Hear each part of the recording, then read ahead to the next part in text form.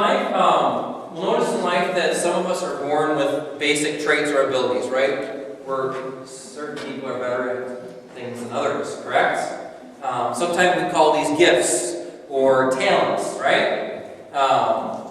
There are things that each of us specifically excel in.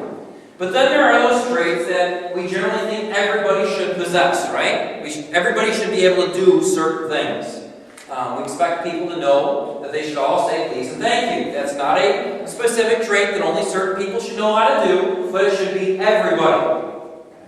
We expect that all should know how to love. They all should. If they don't know how to, they should at least try to love.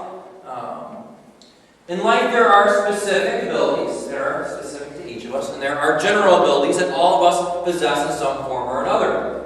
Specific abilities apply to smaller groups of people, while general abilities apply to the majority.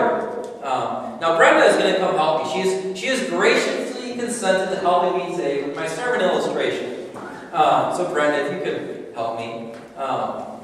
Now, Brenda's going to stand here where everybody can see you. And while I go on and preach today, Brenda is going to, I brought something for her here. Brenda is going to juggle throughout the sermon for you. So go ahead, Brenda, and start off for us. I'm supposed to know, right? Yeah, you're supposed to know how to do this. So you can go ahead and start juggling. Now, life is a juggling act that... life is... Some people can't. Now, life is a juggling... Okay. Well, I guess that's what I was thinking. I'll get it from here. Thank you, Brenda. I just thought that, okay, general and specific abilities, juggling must be a general ability, but apparently not everybody can juggle. I just assumed everyone was a juggler. So I guess I have to, I'll juggle and preach at the same time. So life is a juggling act, and we go through life, no, that's not a sermon illustration, but you get the point. All right, I can juggle and Brenda can't, okay? So now, would I be considered a juggler? All right, well, you saw, you didn't see me drop it. Now, I've been practicing this week because I haven't juggled for a while. I didn't drop it, so you can consider me a juggler, right? Now, and remembering that I'm not asking if I'm a good juggler, just if I'm a juggler, okay? And if you doubt that question, I'm going to ask all the little girls in the back row to come up and juggle too, and then we'll ask again, and I'll do it.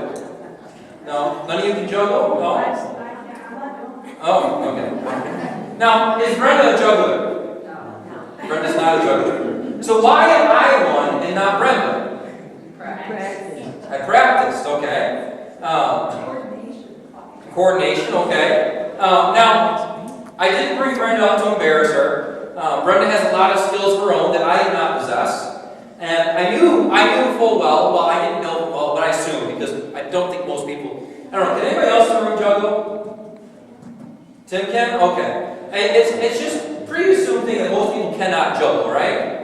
Okay. But I do know some of Brenda's skill sets and her gifts. I do that one of them is Brenda's a good sport. Better sport than most of us probably are. And so I can generally, most of the time I think I can ask Brenda to do most anything and she'll probably do it for me with a smile on her face, not knowing what I'm going to have her do. So Brenda's a pretty good sport and maybe a better sport than I am. But just as I am a juggler and Brenda is not, there is a great many things that Brenda is that I am not. Brenda's a great social worker. She can cross-stitch. She's a mother and a wife. Now, some of those I don't have a chance at because there's just issues there that I can't even come close to. But we'll say parent. How about that? Parent and a spouse. I think that she's pretty skilled at these things. I think that goes without saying. But juggling just happens to not be one of those things she's skilled at. The differences between what I am good at and what Brenda is good at is not what we're wanting to talk about today, but rather it is why I am good at some things that Brenda is not good at, and Brenda is good at some things that I am not. Okay? Why can I juggle and Brenda cannot? Was I born with the skill set? Was I born with the ability to juggle, where she was not? Well, is it a gift that maybe I have and she doesn't? I would say absolutely not. It's not any of those things. The reason I can juggle and Brenda can't is because I practiced juggling. When I was about 15, I decided that I was going to learn to juggle. I was very, very, very much into hockey. And juggling is very, very good for your hand-eye coordination. As a goalie, that is very productive for me. So I decided I was going to learn to juggle. I had never done it before, but I knew that it would help my coordination. So the first few months, mind you, it didn't take a couple weeks, it took months. It looked a lot more like Brenda was doing it. Balls were rolling around everywhere. I was throwing them in the air and kind of grabbing them like this, and it just wasn't working. Okay. It took months before I even threw one in the air and caught it back again in the other hand, right? It took so long to even catch one ball. But I persisted with it every single day, never giving up, until finally one day I was able to juggle and could be called a juggler. What'd you say? You said I should be in the circus? Oh, I'm not that good. There's plenty of other reasons I should be in the circus, but I'm not sure juggling is one of them. Now, when we talk about skills and traits, we need to realize something as we saw here. There is no such thing as a skill that just comes to everyone. Every single action in our life is a learned one. Every single thing we do is because we have learned to do it. You can speak because you learned how to speak. You weren't born with the ability to speak. You love because you learned how to love. You weren't born with the ability to love. Writing, reading, speaking, cooking, sports, walking, running, and even juggling. They are all learned traits. Think of the most basic thing you can imagine. Even a baby, when they are born, must learn how to breathe. Everything we do is a learned trait. The only way we are able to do any of them is because at one time in our lives, we had to practice them until we learned how. Practice is essential to everything, including gifts. Some are gifted at cooking, as we noticed from the kitchen already. But gifts are absolutely useless if they're never practiced. A gift can never become a gift if I don't learn how to do it in the first place. I might have a propensity to learn a certain trait very quickly and very well. But if I never take the time to learn and practice, then what God has given me as a gift may never actually ever become a skill. God might have given me the gift of being a great chef, but what would happen if I never picked up a spatula, never turned on the oven, and I cooked everything in the microwave? If God gave me the gift of being a great chef, would I ever become a great chef in that way? No. Even the gifts that God has given us, even the greatest gifts that God has given us, require practice. A gifting, even one from God, is nothing if we do not learn and practice that gift. On the other hand, there are many things in our lives that we were never meant to have a part of our lives.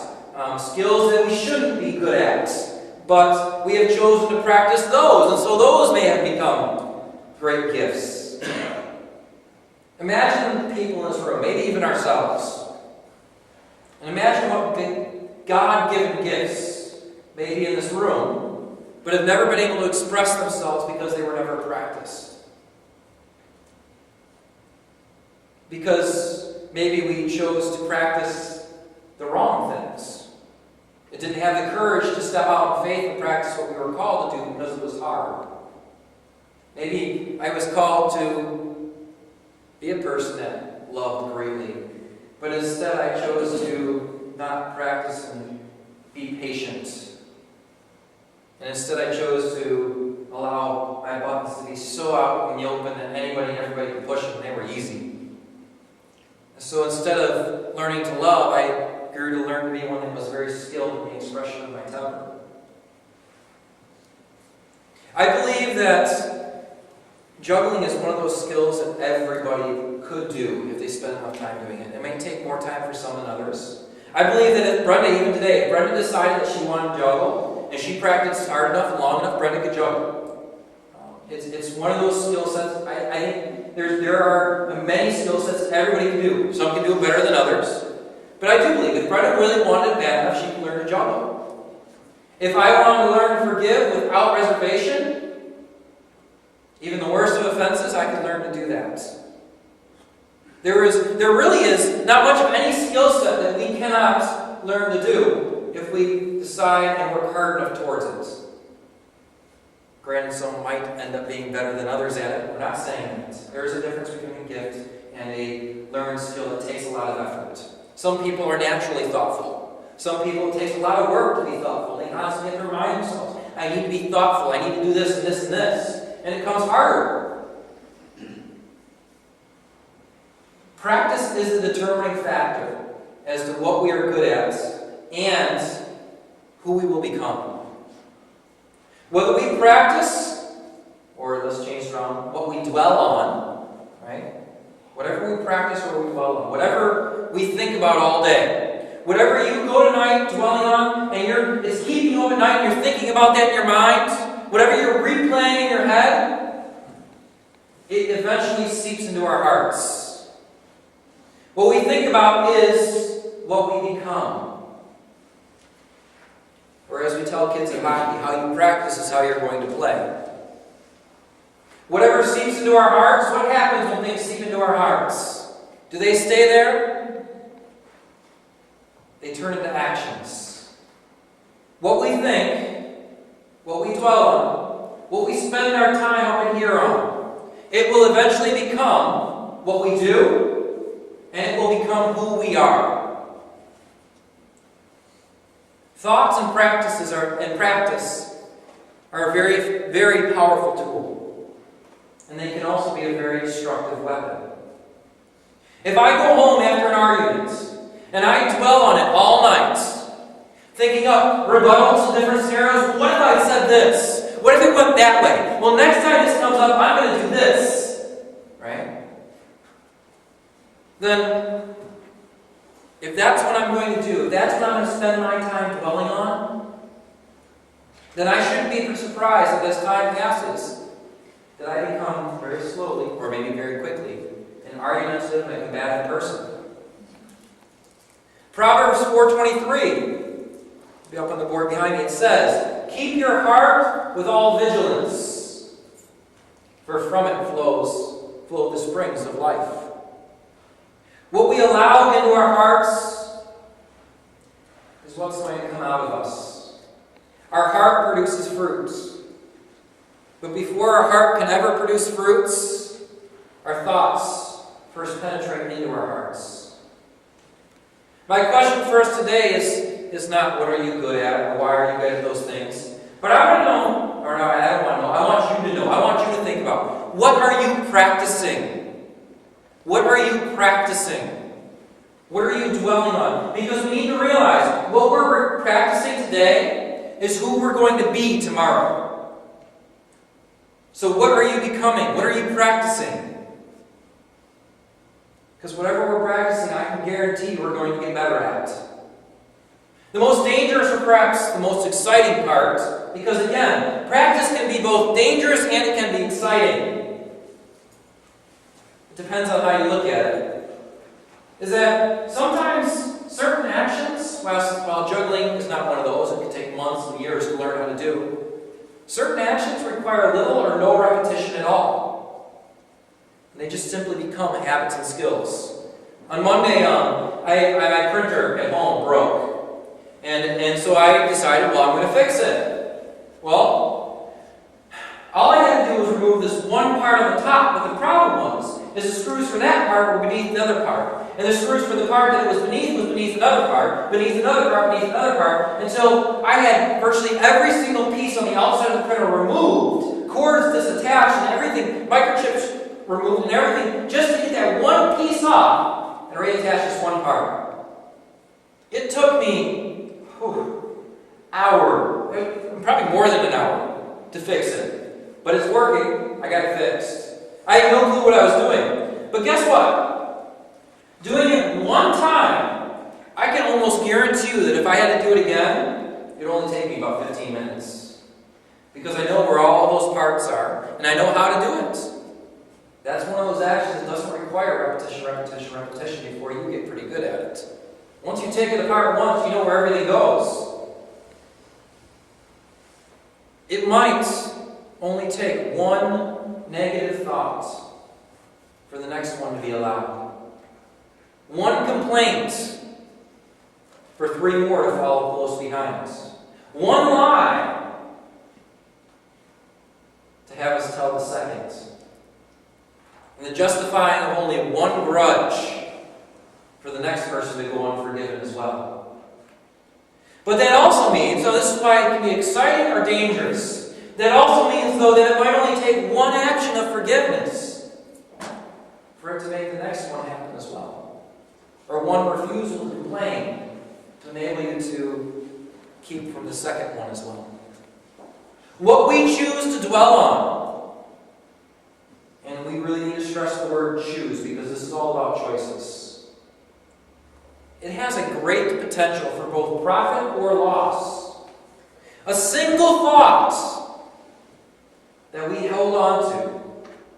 Now, I understand that we cannot control what we think. Things pop into our minds, right? But we can control what thoughts we choose to hold on to and dwell on. A single thought that is chosen to be held on to and allowed into my heart can change the very identity of who I am. For better or for worse. Whatever we give time to, whatever we practice is what we will become. Paul understood this. And that's why he shared this with the Christians in Philippi. Let's turn over to Philippians chapter 4. Philippians chapter 4. Philippians chapter 4, starting in verse 4.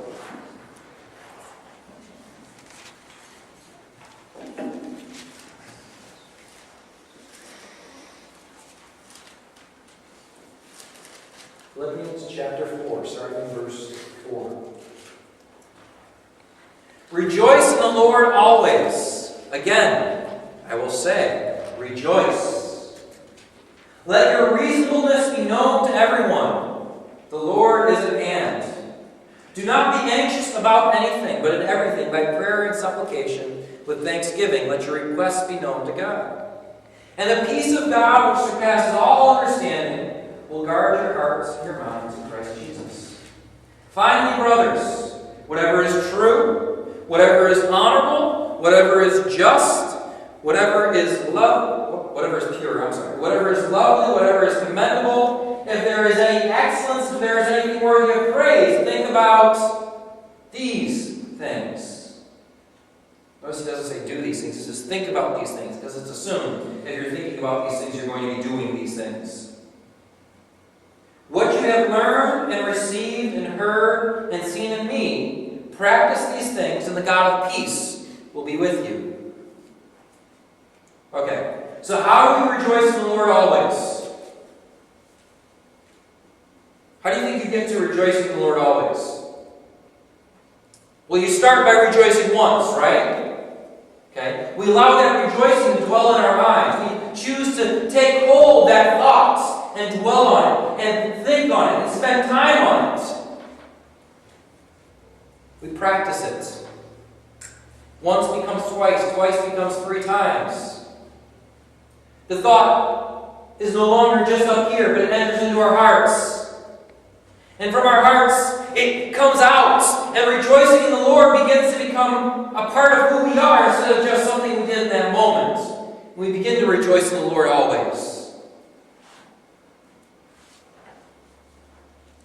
We need a litmus test in our life. Do you know what a litmus test is? It's that little colored paper they use in, I know they use in a lot of high school chemistry stuff, and you stick it in there and just tell if it's an acid or a base, and it changes color. We need something like that so we can kind of just dip it in our heads like, is this a good thought? Do I want to dwell on this one? Right? Pull that, well, that's the wrong color.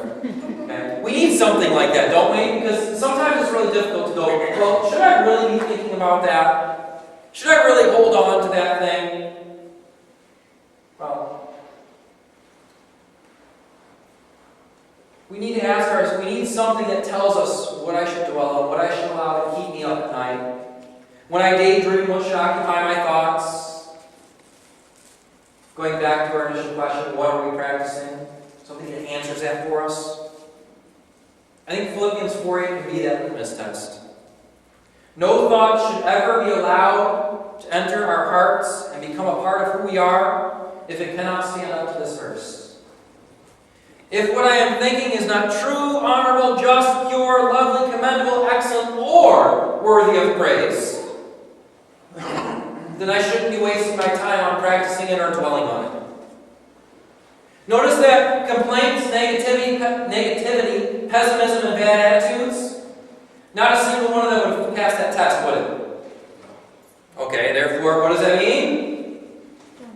Okay, now, don't get me wrong, I understand those things are going to come up, but we choose whether to dwell on those things or to let them go in one ear and out the other, okay?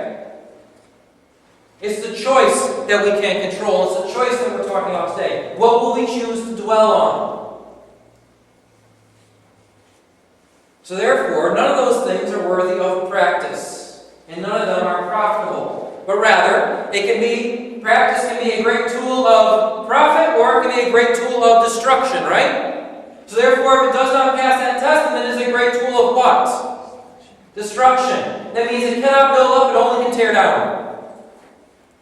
Now measure up against that verse things like forgiveness, love, mercy, grace, reason, learning, scripture, fellowship, joy. Do any of those things fail that test? Not one of them. Or how about the fruits of the Spirit in Galatians 5:22 and 23? Love, joy, peace, patience, kindness, goodness, faithfulness, gentleness, self-control. Or when we think of James, the wisdom from above is first pure, gentle, open to reason, peaceable. I don't have that verse memorized anymore. Just left. But none of those things fail it, do they? They all pass that test. Notice the promises on the verse 19 and end of verse 9. What does it promise us when we think of these things? When our thoughts, the things we dwell on them, and then pass the test, what happens? It's okay to answer. What happens? What does verse 9 tell us happens? Peace. Peace. What kind of peace? God's peace. The God of peace will be with you. What we think not only determines what's in our hearts and who we are, but it also determines whether we have the ability to be at peace or not. Can there be joy without peace? Can I be happy if I cannot find peace? No. This isn't just about... Well, note that when God tells us to do things, it's not just about do this because I said so, is it? Most of these things, if we follow them all the way back around, it comes back to do this because, not because just because I told you, but yes, you need to do them because you were told to. But do these because it's good for you. Dwelling on these things is good for you. Dwelling on those things are bad for you. We cannot be happy, we cannot have joy if we're not dwelling on those things of Philippians 4:8. The ramifications of what we practice are piling up, aren't they? What I choose to think about and dwell on determines whether I have the ability to be happy or not. Choices, choices, choices. What I choose to think and dwell on. What I practice. Those little things can affect so much of our lives. Do we understand the power of one thought that we choose to hold on to? Both for good and for bad. One thought can bring so much joy and fulfillment if we choose to hold on to the right one. But one thought can bring so much destruction if we choose to hold on to and dwell on the wrong one. There are a great many things in Jesus' teachings that He calls us to do and become. A great many hard things, aren't there? Notice the word become. That He calls us to become. 1 John talks about that you are becoming. He knows we're not there. And He knows that we cannot simply flip a switch. I cannot sit here and tell you, I need you to stop dwelling on bad thoughts, and tomorrow you're going to stop dwelling on bad thoughts, right? That's not going to happen. And guess what? God knows that too. Alright? But But he also knows that what we choose to practice, when we choose to practice these things, that we will get there. That we will become something different. If we choose to practice and say, well, if you catch yourself, say you catch yourself just once, how much difference could that make if you hold on to just one, if you choose not to hold on to one argument, but just let it go? Sarah and I have started doing this a lot. If we get to complaining, I know I did this the other day. She did this to me when I think it was Wednesday. She did this to me, and she was complaining about something. And I looked at her and go, "Sarah, you got one more complaint, and then you're not allowed to have another one for the rest of the day." And then she came up to me the other day and goes, "Zach, you got no more complaints left." And so, okay, I can't complain anymore. It sure helps to have someone to help you, doesn't it? Someone to say, "Oh, that's a complaint coming out of your mouth. I thought we said we were going to stop that."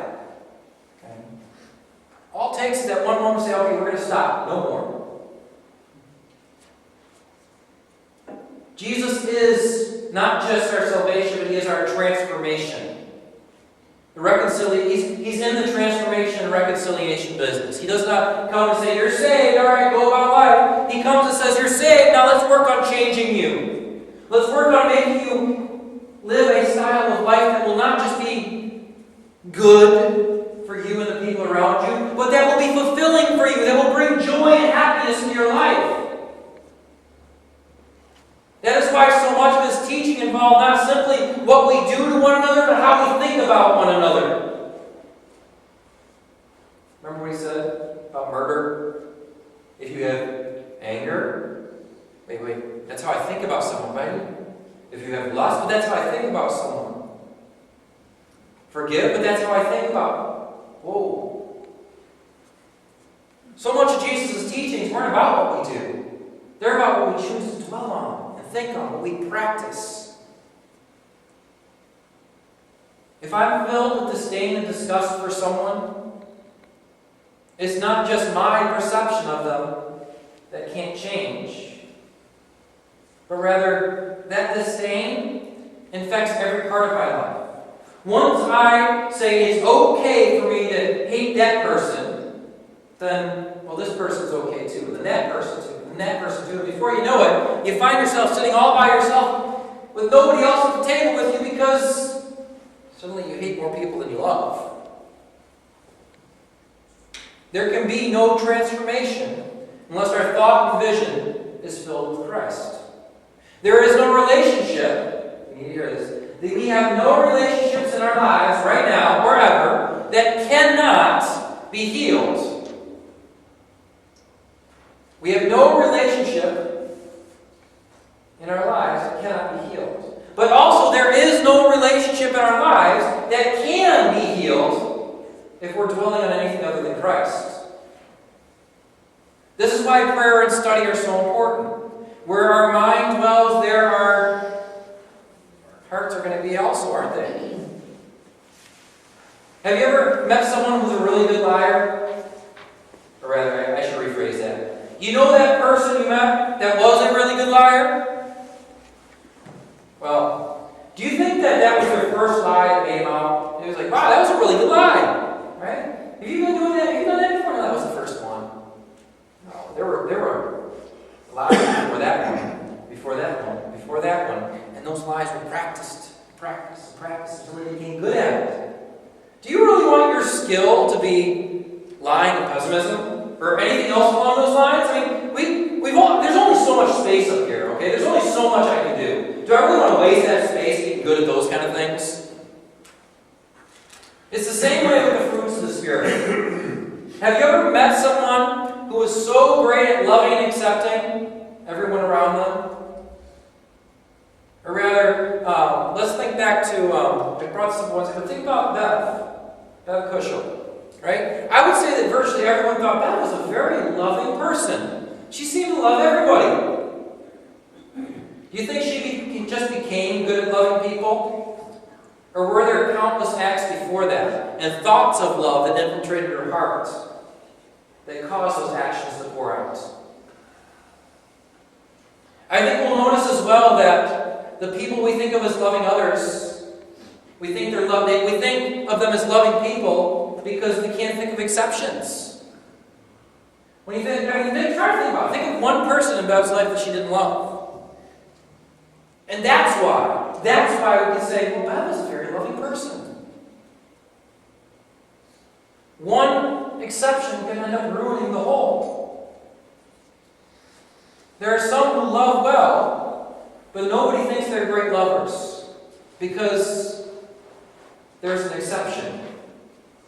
Nobody thinks that they're great lovers because they know of that exception, and great lovers don't have exceptions. That one drop can corrupt the whole thing.